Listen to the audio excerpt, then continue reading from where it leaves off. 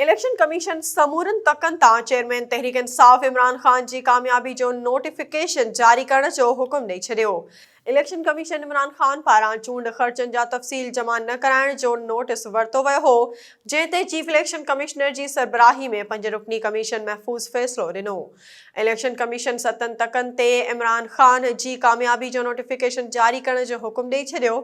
Election commission जो चवणु आहे त इमरान खान चूंड ख़र्चनि जा तफ़सील फ़राहम करे छॾिया आहिनि, उन करे ख़र्चनि जी अदायगी में देर खे दरगुज़र कयो वियो आहे।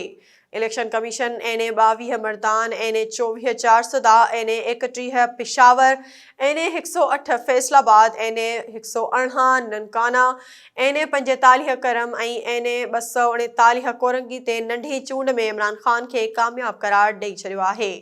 इलेक्शन कमीशन इन केस जो फ़ैसिलो 20 दिसंबर ते महफ़ूज़ कयो हो।